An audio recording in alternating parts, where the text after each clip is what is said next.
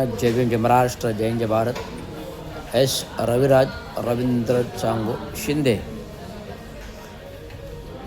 आज मी माझ्या एका बिझनेस कमिटमेंट मीटिंग आटोपल्यानंतर तुम्हाला मी जाहीर निवेदन देत आहे की येणाऱ्या ठाणे महानगरपालिकेच्या महासभा जी 20 फेब्रुवारी 2026ला आहे, या महासभापुढे पहिल्यांदाच नवनिर्वाचित महापौर यांच्यासमोर महानगरपालिकेची जी काही दयनीय अवस्था आहे आर्थिकदृष्ट्या, ती समोर आणण्याचा प्रयत्न राहील. आपण म्हणतो विकसित ठाणे, बदलते ठाणे, हे जे धोरण आपण टॅगलाईन तयार केलेली असते, विकसित ठाणे बदलले ठाणे, याच्या अंतर्गत विशेष शासन निधी बहुउद्देशीय प्रकल्प आपण राबवतो आहे. भले ठाणे महानगरपालिकेच्या तिजोरीत खडखडाट आहे, 5 पैसे नाही आहेत, कर्मचारी यांना द्यायला वेतनं नाही आहे, प्रॉव्हिडंट फंड नाही आहे, ग्रॅज्युटी नाही आहे, थकीत 7वा वेतनचा पे 5 वर्षापासून आपण मिळेना, 2 कसे तरी दिले, 3रा हप्ता आता मिळायची वाट बघतोय. प्रशासनाच्या बरोबर संघर्ष चालू आहे, परंतु पुढील संघर्ष आता चालू राहील.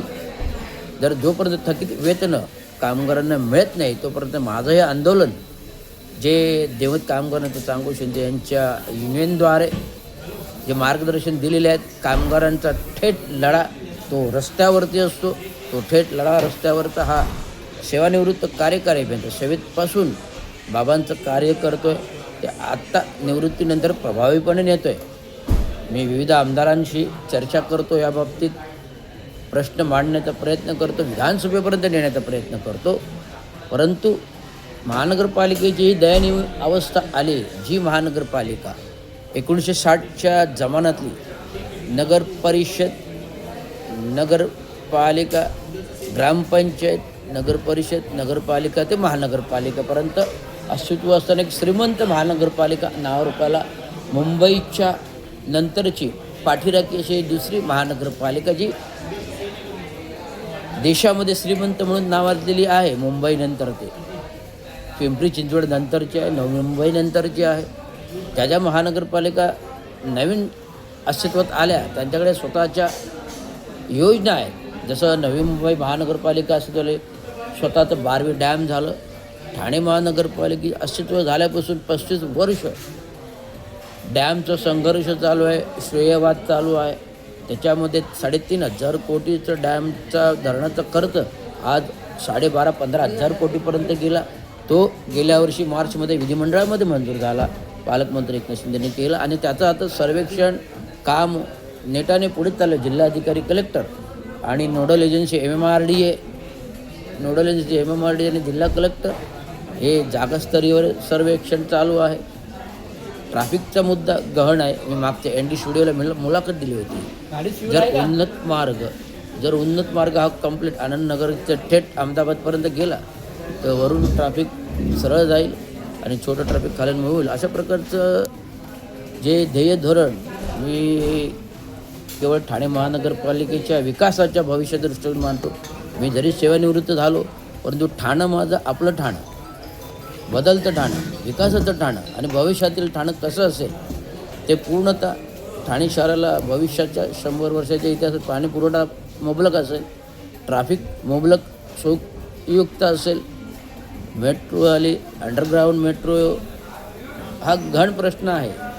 ठाणे महानगरपालिकेमध्ये वाढीव जागा नाही आहे तर अंडरग्राऊंड मेट्रो किंवा अंतर्गत मेट्रो करायला, तर तुम्हाला एकच पर्याय आहे, उन्नत मार्ग. आणि जो गडकरी साहेबांनी सार्वजनिक केंद्रीय मंत्रिमंडळ यांनी कोस्टल रोडबाबत बोलले, जो चायना क्रिक अहमदाबादकडून तर डायरेक्ट उल्हास नदीपर्यंत जो कोस्टल रोड जो व्हायचा आहे, प्रपोज आहे, तो आता त्याचा जो मार्ग लावला आणि उन्नत मार्ग गेला, तर भविष्यात कुठल्याही ट्रॅफिक व्यवस्थाचा भास ठाणे शहराला भासणार नाही. कारण ठाणं हे मध्यवर्ती शहर बसलेले आणि चारी बाजूने मुंबई येते, नाशिक येतो, वसई, विरार, पालघर येतो, अशा प्रकारचे घोडबंदर चारही विभागच्या मध्यभागी ठाणे येतं सेंट्रलाइज. त्यामुळे अशा प्रकारचं जर ठाण्याचा भूभाग वस्तुस्थिती असेल आणि एक अभियंता या नात्याने, सेवानिवृत्त अभियंता आहे, तांत्रिक अभ्यासक आहे, सामाजिक अभ्यासक आहे, राजकीय अभ्यासक आहे, हे सर्व अभ्यास करतो आणि हे प्रशासनापुढे मांडण्याचा प्रयत्न करतो. मात्रही प्रशासनाने याची दखल घ्यावी. त्यामुळे येणाऱ्या महासभेपूर्व माझं अर्धनग्न आंदोलन, येणाऱ्या महासभेसमोर माझं अर्धनग्न आंदोलन 20 तारखेला हातामध्ये वाडगं घेऊन असेल, उघड्या कपड्यानिशी असेल, हे प्रशासनाला मी सांगतो. एवढं सांगायचं. धन्यवाद. जय हिंद, जय महाराष्ट्र.